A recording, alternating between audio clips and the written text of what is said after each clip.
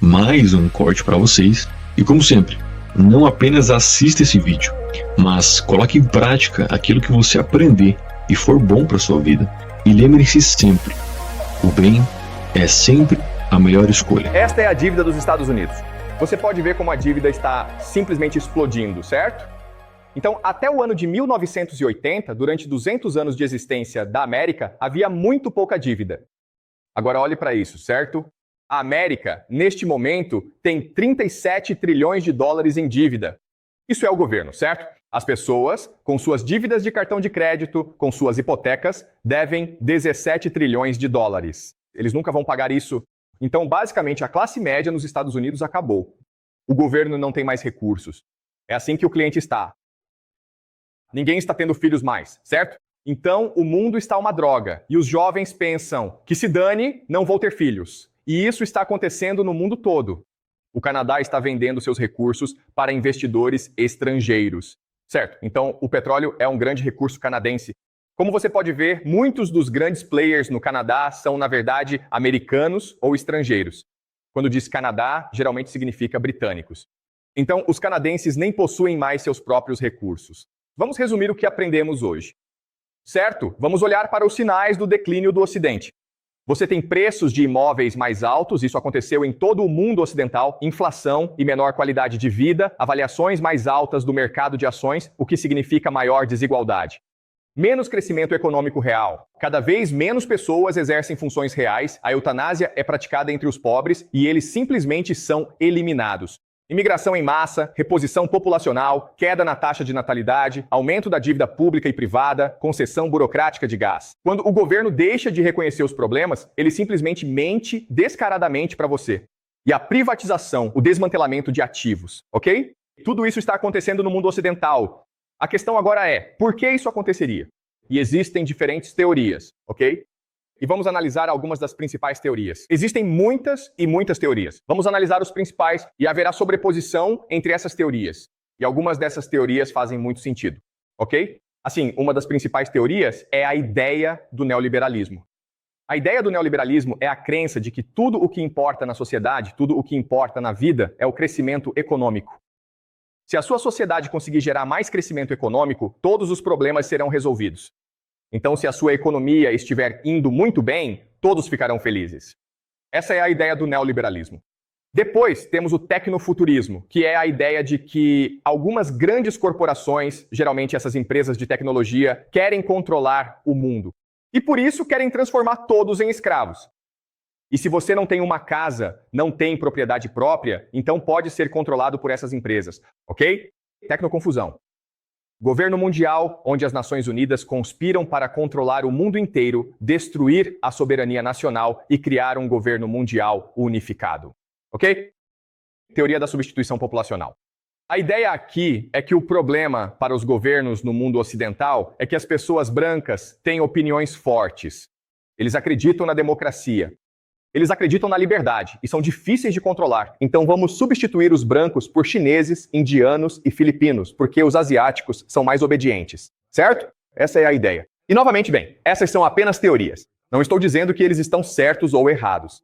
Ok? E vamos abordar essas teorias mais adiante neste semestre. Agora, o último motivo é a incompetência burocrática. O governo é simplesmente estúpido, ok? Existe alguma sobreposição entre essas teorias e todas elas têm alguma validade. Mas o que eu quero mostrar a vocês é que existe, na verdade, uma maneira muito melhor de analisar isso. Sempre que você tem um problema, você sempre se pergunta: quem se beneficia? Quem está se beneficiando com isso? Certo? Falando sobre os preços dos imóveis, claramente os proprietários estão se beneficiando. Se analisássemos os milhões de grupos diferentes da sociedade para ver quem realmente ganha com essas tendências, a resposta seria: aposentados ricos. Eles são os que mais se beneficiam de tudo isso. E, portanto, podemos suspeitar que sejam eles os responsáveis por essas tendências, ok? Então vamos analisá-los. Preços batem, porque eles são idosos, eles têm casas, com 2 ou 3 casas, querem imóveis valorizados. Ações em alta convém, pois possuem a maioria. Eutanásia aos pobres faz sentido para garantir seus cuidados médicos. Se pessoas pobres estão na fila, isso é um problema para elas, certo? Então é só matar os pobres e apostar que eles terão melhor acesso à saúde, certo? Isso libera o sistema de saúde. Imigração em massa significa mão de obra barata. Se eles são idosos, têm 70 ou 80 anos. Precisam de jardineiros, precisam de cozinheiros, precisam de enfermeiros. Imigrantes, vocês querem ser jardineiros, cozinheiros e trabalhadores? Vocês não querem ser, então precisamos trazer imigrantes. E todo o resto, ok, inflação, crescimento econômico, queda na taxa de natalidade, iluminação a gás, nada disso os afeta de verdade. Faz sentido? Portanto, todas essas tendências, algumas são realmente boas para esses aposentados e outras não os afetam de fato. E é por isso que podemos assumir, para fins de análise, que os aposentados ricos são os principais responsáveis pelo que está acontecendo. Isso faz sentido para vocês? Tudo bem. Então, como podemos entender isso? Bem, o problema que enfrentamos é que nunca na história da humanidade tivemos tantos idosos ricos, ok? E você pode ver essas tendências, onde no ano de 1900, as pessoas com 75 anos ou mais representavam apenas uma pequena fração da sociedade, mas você pode ver como esse número está crescendo rapidamente, ok?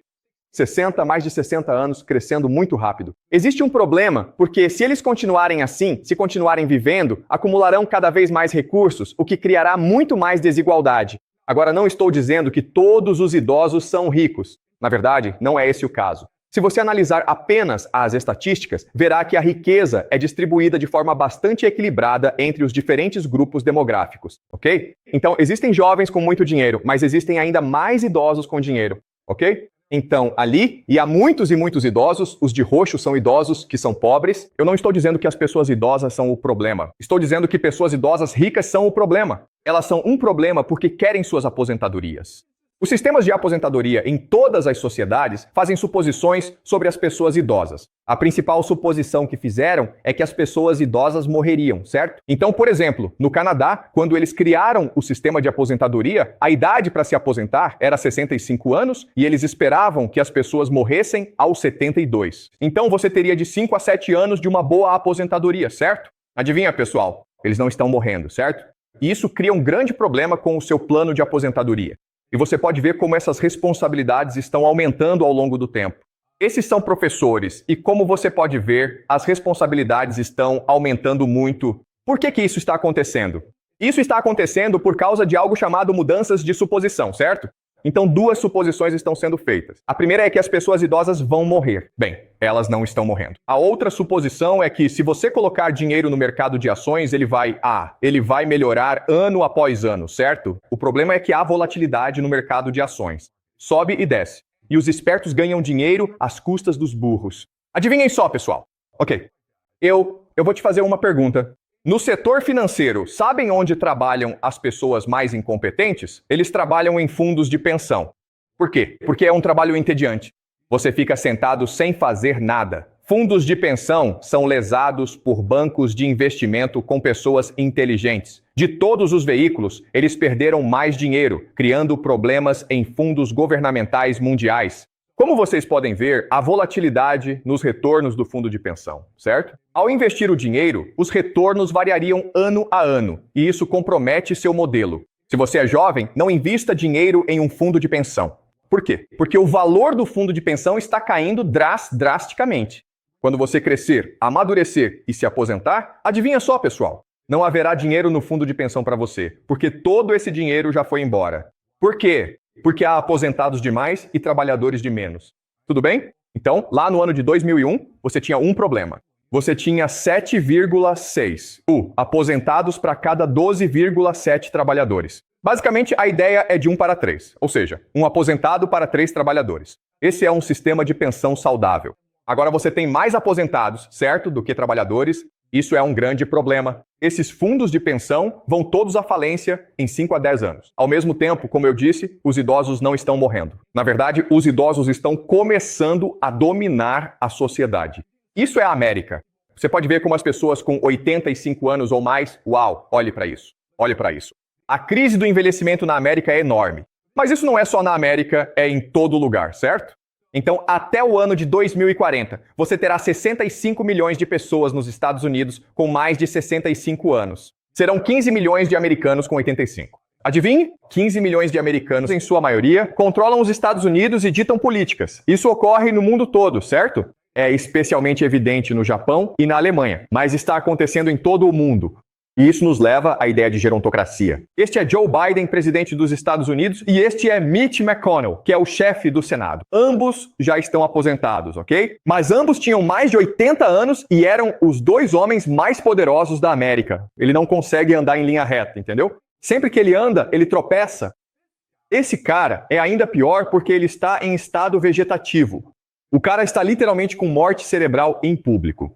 Ok. E tipo, não importa o que você faça, ele fica tipo, isso é coisa de quem não quer nem saber. Ok. Pessoal, isso é um bloqueio mental total. Esse cara não deveria ser um dos homens mais poderosos da América, mas ele é. Esse é o mundo em que vivemos. Porque ele não vai abrir mão do poder. Essa é a Dianne Feinstein. Ela morreu no cargo. Ela tinha 90 anos de idade. Ela tinha 90 anos e ainda estava trabalhando e morreu em seu escritório. E ela era senadora nos Estados Unidos. Essas pessoas estão literalmente lutando pela vida, certo? Eles se recusam a abrir mão do poder. Eles só abdicam do poder se morrerem. Isto é o seu Senado. Novamente, a instituição política mais poderosa da América. São pessoas que estão acima da idade padrão de aposentadoria, que é de 62 anos. Ok, esse cara tem 90 anos e ainda está trabalhando. Ele tem 90 anos e ainda trabalha no Senado e não quer se aposentar. Chuck Grassley. O que significa ter um mundo governado por pessoas idosas? Talvez na escola, talvez em casa, você tenha aprendido que os idosos são sábios, tolerantes, generosos e benevolentes. Não, pessoal. A diferença entre essas três gerações, jovens, maduras e idosas, é bastante marcante. Você é jovem, você é rebelde, você quer mudar o sistema. Se você é maduro, prefere que as coisas aconteçam devagar. Ok, mas se você é idoso, você é reacionário, ou seja, não quer que nada mude. Se você muda qualquer coisa, eles ficam irritados e te repreendem, isso é ser reacionário. Os jovens são criativos. As pessoas maduras querem crescimento, mas os idosos se preocupam, antes de tudo, com a segurança. Os jovens são de mente aberta. As pessoas maduras querem consenso, ou seja, querem que todos se deem bem. Mas os idosos são teimosos. Eles querem as coisas do jeito deles. Então, agora estamos vivendo em uma gerontocracia, que é governada por pessoas idosas, certo? Portanto, vamos viver em um sistema reacionário e teimoso, preocupado apenas com a segurança dessas pessoas. E o que isso significa? Bem, isso significa que o mundo vai entrar em lockdown. Sempre que houver um vírus, adivinha só? Todos nós vamos ter que parar tudo porque os idosos têm medo de pegar germes. Isso também vai levar a um estado policial, certo? Agora, um estado policial não significa que haverá policiais terríveis vindo nos espancar. Na verdade, sabe, na vida real, a maioria dos policiais que você encontra são pessoas muito legais.